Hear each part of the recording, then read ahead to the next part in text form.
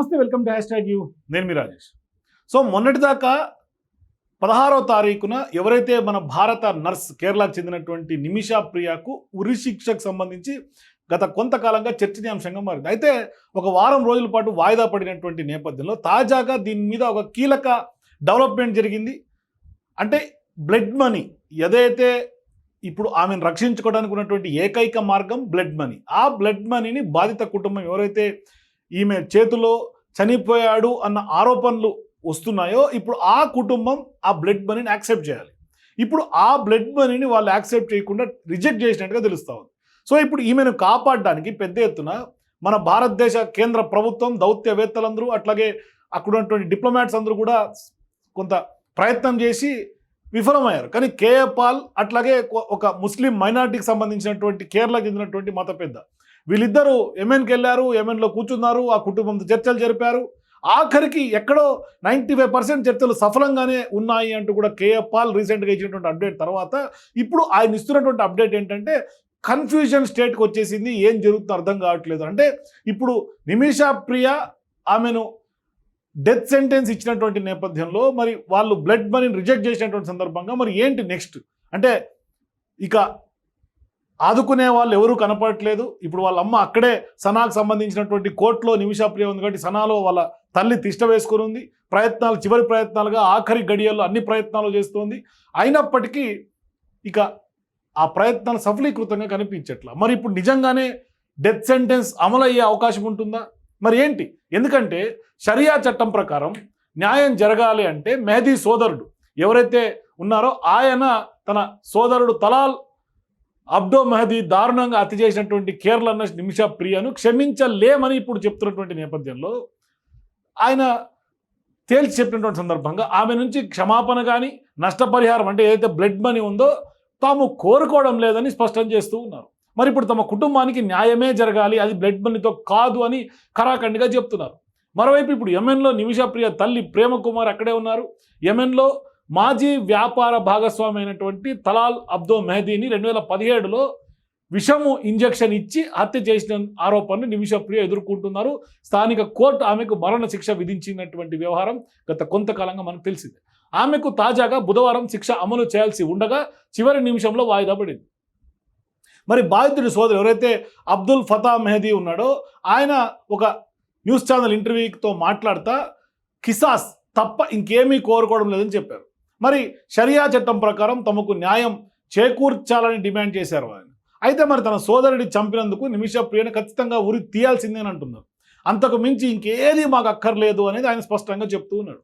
మరి వాస్తవానికి మన దేశంలో చాలామంది ప్రతి సంవత్సరం విద్య, ఉద్యోగం, వ్యాపారం కోసం ఇతర దేశాలకి వెళ్తూ ఉంటారు.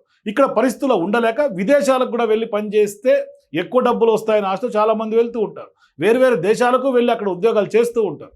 మరి సొంత కన్న తల్లిదండ్రులకు కానీ, కట్టుకున్నటువంటి జీవిత భాగస్వాములకు కానీ, కొంత కడుపున పుట్టినటువంటి పిల్లలకు కానీ దూరంగా వెళ్ళి బతుకు తెరువు కోసం రేయి పగలు తేడా లేకుండా కష్టపడుతూ ఉంటారు. మరి ఇప్పుడు ఎంత కష్టపడినా తమ కుటుంబ సభ్యులు మంచిగా బతికేందుకే కదా.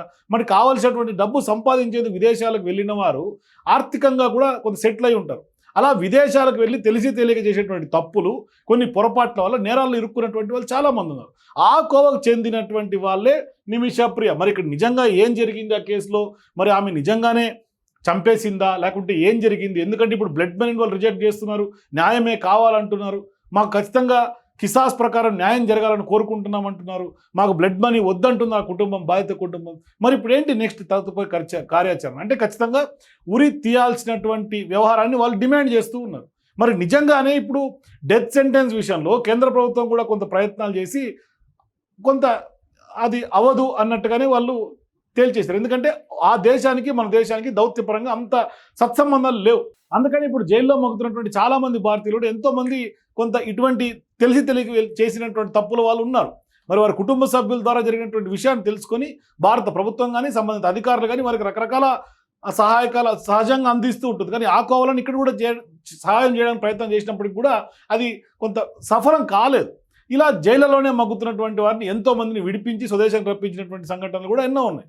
కానీ యెమెన్కి వెళ్ళినటువంటి భారత మహిళగా నిమిషా ప్రియకు మాత్రం ఊహించినటువంటి సంఘటన జరిగిందని చెప్పుకోవాలి ఆమె లైఫ్లో. ఇది అంటే ఇప్పుడు ఆమె అర్ధాంతరంగా ఆఖరి గడియాలని చెప్పాలి ఆమెకి. మరి హత్య కేసులో చిక్కుకొని ఆమెకు గత ఏడాది ఉరిశిక్ష విధిస్తూ అక్కడి కోర్టు సంచలన తీర్పు వెలువరించింది. మరి ఇప్పుడు ఒక సంవత్సర కాలంగా నిమిషప్రియ కుటుంబ సభ్యులతో పాటుగా కేంద్ర ప్రభుత్వం అనేక చర్యలు ఈ వ్యవహారంలో ఆ ఉరిని ఆపడానికి ప్రయత్నం చేసినప్పటికీ అవన్నీ ఫలించలేదు. మరికొన్ని గంటల్లోనే నిమిషప్రియకు ఉరిశిక్ష అమలు జరిగే అవకాశాలు ఎక్కువ శాతం కనిపిస్తూ ఉన్నాయి. మరి ఉరిశిక్షను తగ్గించాలని యెమెన్ దేశ అధ్యక్షుడికి పెట్టుకున్నటువంటి క్షమాభిక్ష కూడా తిరస్కరణకే గురైంది. మరి ఇక చివరి ప్రయత్నంగా బ్లడ్ మనీ ఏదైతే బాధిత కుటుంబ సభ్యులకి పరిహారం ఇవ్వడం అనే ఒక అంశం ఉందో దాన్ని చెల్లించేందుకు కూడా ప్రయత్నించినా బాధిత కుటుంబం మాత్రం అందుకు అంగీకరించకపోవడంతో నిమిషప్రియ ఉరిశిక్ష నుంచి తప్పించుకోలేని పరిస్థితిలో ఆమె ఇరుక్కుపోయింది. అయితే ఇప్పుడు నిమిషప్రియ ఉరిశిక్షను చివరి నిమిషంలో యెమెన్ ప్రభుత్వం వాయిదా వేసినట్లు తెలుస్తోంది. అది కేవలం ఒక వారం మాత్రమే. అది కూడా ఓ సూఫీ లీడర్ బాధిత కుటుంబంతో మధ్యవర్తిత్వం చేస్తున్నట్లు సమాచారం అయితే ఉంది. మరి పాల్ కూడా కొంత రంగంలో దిగి ఒమెన్లను తిష్ట వేసుకున్నాడు. ఒకవేళ మరొకసారి ఈ మధ్యవర్తిత్వం సక్సెస్ అయితే అప్పుడు నిమిషప్రియ మరణశిక్ష నుంచి తప్పించుకోవచ్చు. లేదు అంటే ఖచ్చితంగా ఉరి తీసే అవకాశం ఎక్కువ శాతంగా అనిపిస్తూ ఉంది. మరి ఇప్పుడు అసలు నిమిషప్రియ గురించి మనం ఇంతకాలంగా మాట్లాడుతున్నాం. నిమిషప్రియ ఎవరు? సో కేరళలోని పాలక్కడ్ జిల్లాకు చెందినటువంటి నిమిషప్రియకి 33 ఏళ్ళు. కొన్నేళ్ల క్రితం ఆమె ఒమెన్ దేశానికి వెళ్ళింది. మరి అక్కడ నర్సుగా పనిచేసే నిమిషప్రియ యెమెన్ దేశానికి చెందినటువంటి పౌరుడు తలాల్ అబ్దో మెహద్దీకి ఆమె హత్య కేసులో దోషిగా ఇవాళ తేలిపోయింది. అక్కడ నిర్ధారించింది కోర్టు. తన వ్యాపార భాగస్వామి అయినటువంటి తలాల్ అబ్దో మెహద్దీని నిమిషప్రియ హత్య చేసినట్లుగా ఆరోపణలు రాగా అవి కోర్టులో ప్రూవ్ అయిపోయినటువంటి పరిస్థితి. దాంతోనే ఇప్పుడు ఆమెకు మరణశిక్ష పడింది. మరి ఆ తీర్పును యెమెన్ సుప్రీంకోర్టులో అప్పీల్ చేసినా ఫలితం లేకపోయింది. మరి ఇప్పుడు కింది కోర్టు ఇచ్చినటువంటి తీర్పునే సుప్రీంకోర్టు సమర్థించడంతో ఆమెకు మరణశిక్ష ఖరారైనటువంటి సందర్భం. మరి 2024 జూన్ 30 తేదీన యెమెన్ సుప్రీంకోర్టు ఆమె అప్పీల్ను తిరస్కరించడంతో ఉరిశిక్ష అనివార్యమైంది. మరి జూలై 16వ తేదీన ఖచ్చితంగా నిమిషప్రియకు యెమెన్ అధికారులు ఉరిశిక్షను అమలు చేయాల్సినటువంటి పరిస్థితి ఉండే, కానీ ఆఖరి నిమిషంలో వాయిదా పడింది. ఇప్పుడు అది కొంత సస్పెన్స్ కొనసాగుతోంది. ఇప్పుడు వాళ్ళు రిజెక్ట్ చేసినటువంటి నేపథ్యంలో మరి ఉరే అయ్యే అవకాశం ఉందేమో చూడాలి మరి ఏం జరుగుతుందని కూడా ఇక్కడ. మరి ఇప్పుడు అసలు ఈమె నిమిషప్రియకు సంబంధించినటువంటి కేసు ఏంటి అని ఒకసారి మనం ఇన్డెప్త్కి వెళ్తే, నిమిషప్రియకు బిజినెస్ పార్ట్నర్ అయినటువంటి తలాల్ అబ్దో మెహద్దీ యెమెన్ రాజధాని సనాలో ఇద్దరు కలిసి 2015లో ఒక క్లినిక్ని ప్రారంభించారు. అయితే అంతకు ముందే ఆమె భారత్కు తిరిగి రావాల్సి ఉన్న ఉద్యోగ కారణాలతో నిమిషప్రియ రాలేదు. కేవలం ఆమె భర్త, కుమార్తె మాత్రమే 2014లో భారత్కు తిరిగి వచ్చారు. ఈ క్రమంలో అక్కడ క్లినిక్ను ప్రారంభించినటువంటి కొన్ని రోజులకే వ్యాపారంలో గొడవలు మొదలయ్యాయి. దీంతో నిమిషప్రియ పాస్పోర్ట్ను లాగేసుకున్న మెహద్దీ ఆమె పట్ల తీవ్రంగా ప్రవర్తించినట్లు నిమిషప్రియ కుటుంబ సభ్యులు ఇచ్చినటువంటి సమాచారంతో మనకు అర్థమవుతుంది. కానీ వారిద్దరి మధ్య గొడవతో ఇందులో భాగంగా 2015 జూలై 25వ తేదీన మెహద్దీని నిమిషప్రియ అనుకోకుండా హత్య చేసింది. అది ఇప్పుడు ఆ హత్య కూడా ఏంటంటే మత్తు మంది ఇచ్చి హత్య చేసింది.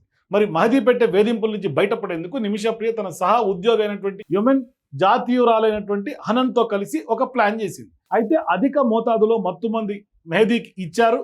అయితే దురదృష్టవశాత్తు ఆ మత్తుమందు కాస్త మోతాదు ఎక్కువ అవడంతో మెహద్దీ చనిపోయాడు.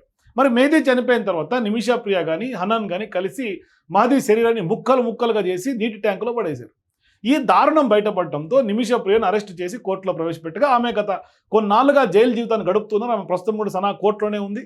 మరి ఇప్పుడు మీకు డౌట్ రావచ్చు, మరణశిక్ష ఎందుకు అని కూడా మీకు డౌట్ రావచ్చు. అయితే ఇక్కడ యెమెన్ న్యాయ వ్యవస్థ ఇస్లామిక్ షరియా చట్టం ప్రకారం దాని ఆధారితంగా పనిచేస్తుంది. అంటే షరియా చట్టం ఆధారితంగానే అక్కడ చట్టాలు పనిచేస్తాయి. మరి హత్య సహా తీవ్రమైనటువంటి నేరాలకు షరియా చట్టంలో మరణశిక్షను విధిస్తారు. మరి హత్య చేయటమే కాకుండా మృతదేహాన్ని ముక్కలుగా చేసి పారేయటం వంటి నేరాలు నిమిషప్రియ కేసులో రుజువు కావడంతో కింది కోర్టు ఉరిశిక్షను విధించింది. ఆ తీర్పును సుప్రీంకోర్టులో సవాల్ చేసినా ఆ కోర్టును సమర్థించింది సుప్రీంకోర్టు. దీంతో ఎవరైతే నిమిషప్రియ ఉన్నారో ఆమెకి చేదు అనుభవం ఎదురైంది. మరి ఇప్పుడు ఈ బ్లడ్ మనీ అంటున్నారు. ఆ బ్లడ్ మనీ నిబంధన ఏంటి? ఎందుకంటే షరియా చట్టాల ప్రకారం సాధారణంగా హత్య కేసులో మృతుల కుటుంబ సభ్యులు బ్లడ్ మనీ అంటే దియా అంటారట అక్కడ భాషలో, వాళ్ళు దియాను స్వీకరించి దోషులకు క్షమాభిక్ష ప్రసాదించేందుకు ఒకే ఒక అవకాశం ఉంటుంది.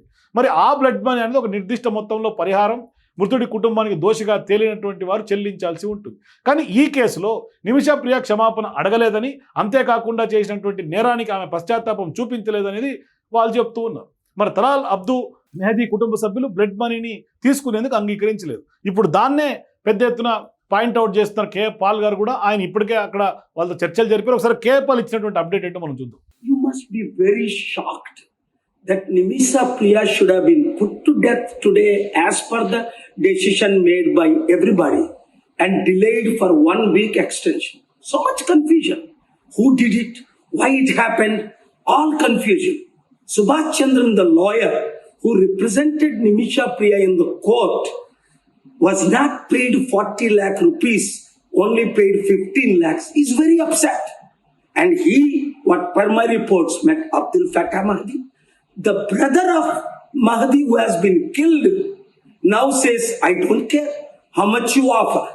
We're not going to agree. We want justice and Nimisha should be put to death. We all know the government of Indian lawyer Venkataramani on July 14 said in the Supreme Court of India, Your Honor, there is no embassy. Government cannot do everything we try to do. So, because of all the reasons, you know what he said? We can't do anything to stop Nimisha Priya's death. In conclusion, because there is no embassy since 2015 in Sana'a. And Sana'a is led by not Yemen President Al-Alimi, by a Houthi president. So when everybody prayed up, failed, and everybody prayed, God allowed me to enter from July 10th to 12th, and now I am in the real field doing this. So what I am requesting Prime Minister Modi ji and Foreign Minister Jai Shankar ji to stop all these games, because the family doesn't trust all the games. Abu Bakr, the Grand Mufti, he also tried and offered. Another NGO offered. But not $1 was given, only talk, only media reports. So the family is upset. The lawyer who represents Nimisha upset. The Houthis are upset because Indian government has no access. And now they trust me with my credible resources I given, who intervened, all 5 different groups. For me to be successful, for the family to trust, for Nimisha Priya to be released, simply Modi ji, please send a tweet. Everybody back off, let Dr. K.A. Paul handle this, or we support Dr. K.A. Paul's mission, whatever you want to say. Or if you don't want to say, let Foreign Minister tweet. So all these people who do not trust anybody else for simply talking for 2 years, and she's been in prison for 7 years, now we are just ready to release. Now the family and the lawyers are very upset. Please, in order for me to be successful, let me alone handle. Or if I don't get a tweet or confirmation by you, media, share this with all, either Prime Minister Modi ji or Jai Shankar ji. I will back off. If Nimisha Priya dies, I am not responsible. God gave me mission to do. Now you are all responsible, whoever it is. I am waiting for 24 hours response from the Indian government, Modi ji or Foreign Minister Jai Shankar ji, through a tweet, by a tweet. Media, share this. Whoever wants Nimisha Priya to be saved, to stop these cases. So ఇది కే Paul గారు చెప్తున్నారు. ఆయన ఖచ్చితంగా human real field ఆయన ఉన్నారు. ఇప్పటికే చర్చలు జరుపుతారు కాబట్టి ఖచ్చితంగా నరేంద్ర మోదీ అట్లాగే జయశంకర్ ఎవరైతే ఫారిన్ మినిస్టర్ ఉన్నారో వాళ్ళిద్దరు కూడా కొంత దీని మీద సీరియస్గా రెస్పాండ్ అవ్వాల్సినటువంటి అవసరం ఉంది. ఎందుకంటే నిమిషా ప్రియ రిలీజ్ కావాలంటే ఖచ్చితంగా ఇప్పటిదాకా అందరూ కేవలం మాటలు చెప్తారు కానీ ఎవరికి కూడా నగదు రూపంలో వాళ్ళకి ఇంకా అందలేదు కాబట్టి అక్కడ ఉన్నటువంటి ప్రభుత్వానికి ఇక్కడ ఉన్నటువంటి ప్రభుత్వానికి దౌత్యపరంగా కొంత రిలేషన్స్ లేవు కాబట్టి అక్కడ పూర్తి స్థాయిలో ఏది గ్రౌండ్ అవ్వట్లేదు. అక్కడ సుప్రీంకోర్టులో ఏం కావాలంటే చేస్తామని కోర్టు ముందు చెప్పారు కానీ ఇక్కడ గ్రౌండ్లో ఏమీ జరగట్లేదు. ఒకవేళ మీరు చిన్న ట్వీట్ ఇచ్చినా లేదంటే కనుక కేఎఫ్ఆల్ హ్యాండిల్ చేస్తారని చెప్పినా కూడా నేను చేస్తా, లేదు అంటే కనుక నిమిషా ప్రియ డెత్ సెంటెన్స్ కనుక జరిగితే అది కనుక ఉరి శిక్ష అమలు అయితే నాకు ఎటువంటి సంబంధం లేదు అంటూ ఆయన స్పష్టంగా చెప్తున్నాడు.